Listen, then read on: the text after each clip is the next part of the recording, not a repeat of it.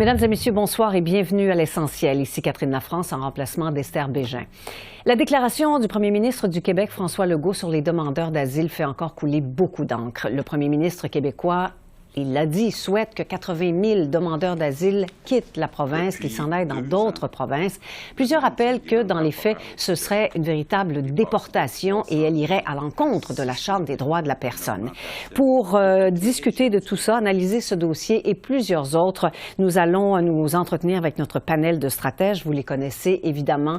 Alors, Gilles Duceppe, Christine Saint-Pierre, Farouk Karim, Rudolph Husny. Bonsoir à tous. Bonsoir. Alors, allons-y avec ce dossier, si vous voulez bien, ce dossier de l'immigration. Est-ce que c'est en train de dégénérer? Est-ce qu'on est rendu à un point de non-retour? Je commence avec vous, Farouk. Oui, on sent beaucoup l'impatience de M. Legault. On dirait qu'il est à court de solutions et on dirait qu'il s'accroche à tout ce qu'il peut. J'ai beaucoup de peine à le dire, mais les déclarations du premier ministre, on dirait qu'il s'agit plus de quelqu'un qui est assis au coin d'un bar et qui parle tout haut sans savoir ce qu'il dit. Mettre de côté la Charte des droits et libertés, qu'elle soit canadienne ou québécoise en passant, c'est pas digne d'un premier ministre. Parler de gens comme si c'était des boîtes de popcorn ou de conserve et qu'on enverrait ça à l'autre bout du pays comme si rien n'était, c'est pas digne d'un premier ministre. Monsieur Legault, je crois, regarde ses chiffres avec beaucoup de peine. Il voit qu'il est deuxième dans les sondages. Il voit ses propres chiffres d'impopularité prendre du galon. Et je crois qu'il est pris un peu de panique. On voit même son propre ministre le rappeler, tempérer ses propres propos. Alors, Monsieur Legault devrait y penser un peu à deux fois parce qu'il représente le Québec et la façon qu'il parle, mais les Québécois l'entendent et l'écoutent. Et c'est très problématique. Christine, est-ce que M. Legault manque d'humanité en ce moment? Tout à fait. C'est absolument incroyable de voir à quel point il parle des immigrants comme si c'était des immigrants, des demandeurs d'asile, comme si c'était effectivement des objets qu'on peut déplacer d'une place à l'autre, un pion, on le déplace. Et aussi, Monsieur Legault est en train de complètement, je pense, dérailler dans ce dossier-là. C'est un dossier qui est éminemment chaud, bien sûr.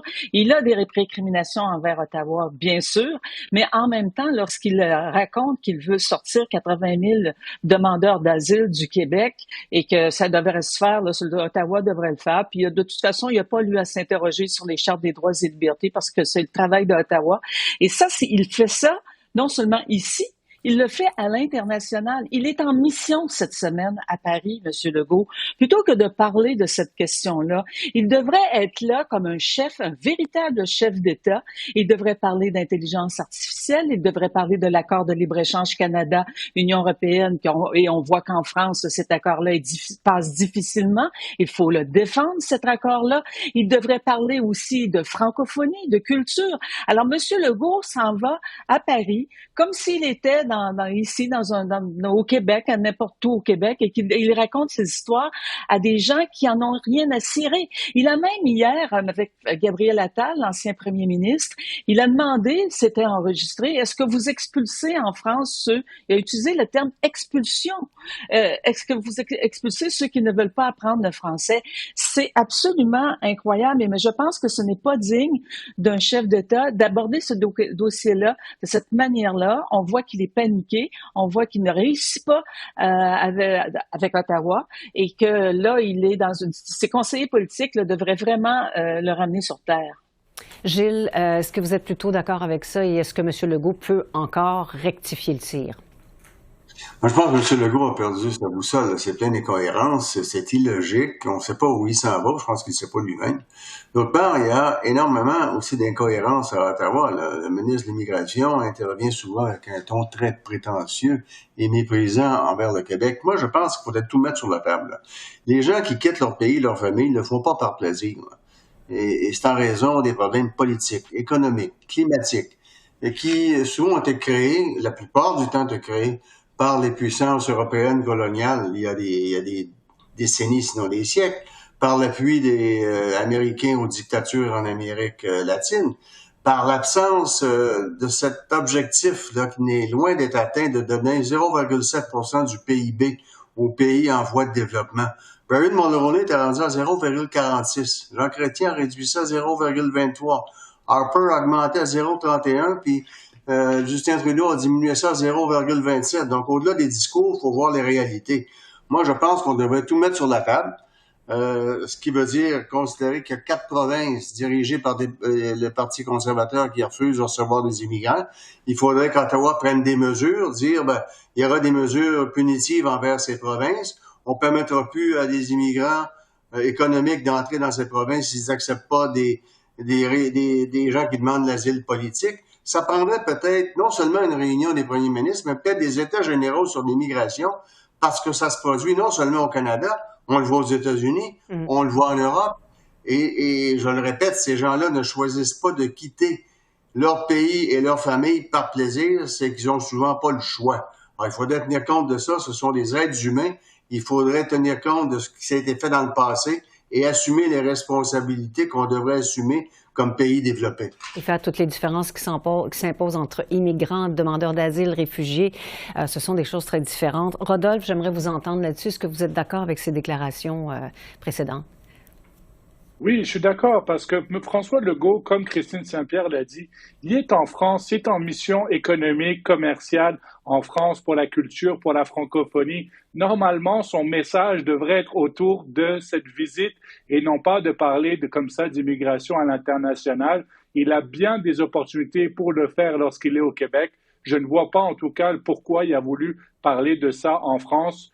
Mais écoutez, il y a des enjeux d'immigration qu'il faut qu'ils soient réglés. Il faut qu'il y ait une conversation avec toutes les provinces. Moi, ça fait longtemps que je le dis que le dossier d'immigration va se régler quand il y aura un consensus des provinces, qu'il y a le Conseil de la Fédération qui se prenne ce dossier-là, ou en tout cas qu'il y a des discussions.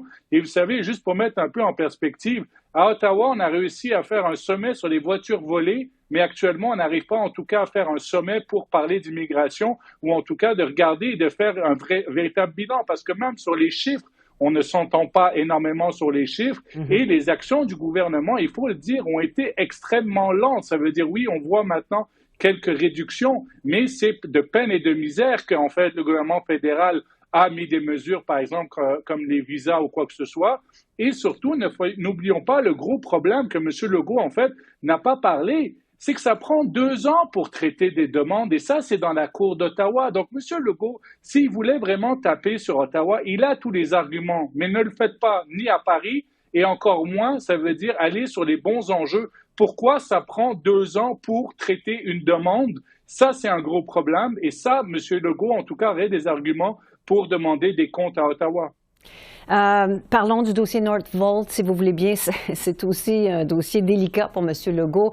Le moins qu'on puisse dire, c'est que la réputation de la compagnie scandinave qui veut s'installer au Québec, on le sait, en prend pour son rhume en ce moment, notamment à cause des problèmes financiers de l'entreprise.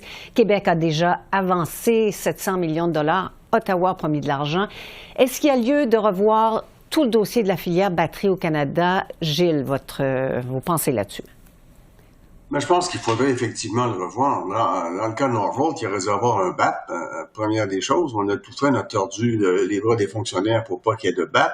Alors moi, je pense que c'est essentiel dans tout projet de développement qui touche la nature. Il faut avoir une étude préalable pour voir si effectivement ça respecte les normes qu'on s'est données. Deuxièmement, il faut pas oublier que les batteries, ça tombe pas du ciel. On va chercher des minéraux. Est-ce qu'on le fait correctement également? Est-ce que les compagnies avec qui on fait affaire, effectivement, ont une feuille de route? C'est loin d'être clair avec Northvolt aujourd'hui. C'est une voie qu'il faut pas éliminer si on veut se débarrasser du pétrole, mais il faut pas remplacer un problème par un autre. Alors moi, je pense qu'on a crié victoire beaucoup trop tôt, qu'on aurait dû considérer y aller par étapes, et par étapes, ça voulait dire en premier lieu un BAP. Farouk, d'accord avec ça? Oui, en fait, tout le monde est d'accord qu'on s'en va vers des voitures sans émissions, donc ça prend des batteries, donc tout ça, ça me semble bien. On a au Québec beaucoup d'électricité à revendre, bon, tout ça semble bien. Ce qui pose problème, c'est qu'on semble dévoiler le tapis rouge à ces compagnies sans avoir de garantie de succès en arrière. Ça fait presque 3 milliards si on prend tout l'argent ensemble en subventions indirectes et directes des deux gouvernements. Et là, on n'est même pas sûr que ça va se réaliser. Et c'est tout le problème de cette filière-là, c'est que tous les pays, il y a beaucoup de pays au monde qui se battent pour ce secteur de l'économie. Et nous, le fait qu'on veut avoir ces emplois-là au pays et dans notre province, mais on dévoile le tapis rouge. Mais en bout de ligne, est-ce que c'est fait de la bonne manière? Est-ce que quand le gouvernement choisit les gagnants et les perdants, est-ce que ça fait de la bonne économie? Et manifestement, les grandes compagnies de ce monde qui s'arrachent les subventions des États, mais jouent le jeu et vont au plus gagnant. Rodolphe, est-ce qu'on fait bien les choses dans ce dossier-là? Non, écoutez, il manque extrêmement de transparence et je pense que François Legault doit regretter amèrement d'avoir dit à Pierre Fitzgibbon de partir au mois de septembre au lieu de rester jusqu'à Noël parce que, c'est lui qui devrait en tout cas expliquer le dossier et Mme Fréchette, la ministre au Québec, est un peu pris à expliquer ce dossier sans avoir été à la table des négociations. Et moi, surtout, je ne comprends pas comment on accepte que Nordvolt, ou en tout cas les dirigeants de Nordvolt, ne s'expliquent pas, ne font même pas une conférence de presse. Je comprends qu'ils sont en restructuration, mais c'est à eux de défendre le projet. C'est à eux de dire si oui ou non c'est une priorité, l'usine au Québec. Pour l'instant, on a beaucoup entendu le gouvernement du Québec se défendre, mais comment ça se fait que l'entreprise ne communique pas? C'est à eux qu'on devrait d'abord poser des questions. Et le fait qu'ils n'ont même pas fait une conférence de presse en 2 semaines, je trouve la pire gestion de crise que j'ai jamais vue. Christine, c'est une autre épine dans le pied de M. Legault, c'est le moins qu'on puisse dire. Est-ce que vous avez l'impression, vous aussi, comme vient de le dire Rodolphe, que c'est la pire gestion de crise? Oui, parce qu'il avait tellement vendu ce projet-là comme étant un projet extraordinaire et emballant, puis on était pas mal tous emballés. Mais là, plus ça va, plus on regarde et on se dit comment se fait-il qu'il n'ait pas été plus rigoureux dans le fait de donner à cette compagnie-là autant d'argent ou de promettre de donner autant d'argent sans le BAP. C'est quelque chose qui devrait être incontournable au Québec. Et ce qui est encore plus dramatique, ce sont les échanges. J'avais probablement vu des échanges qu'il y a eu cette semaine qui ont été rendus publics par Radio-Canada, des fonctionnaires qui ne comprenaient pas ce qui se passait et trouvaient que le dossier était mal attaché au bout. Et le ministre Benoît Charette, lui, il a servi de tapis. Puis Pierre Fitzgibbon est passé sur le ministre. Pierre Fitzgibbon a travaillé en bulldozer dans ce dossier-là. Et là, effectivement, je trouve que c'est très bien de dire qu'on doit regretter qu'il soit parti parce que c'est lui qui devrait répondre aux questions. Mais il faut absolument de la transparence parce que là, ça ne va plus. La population perd confiance et évidemment, ça vient aussi plomber la confiance envers M. Legault. Merci à vous 4 de nous avoir éclairé de vos opinions ce soir. Merci.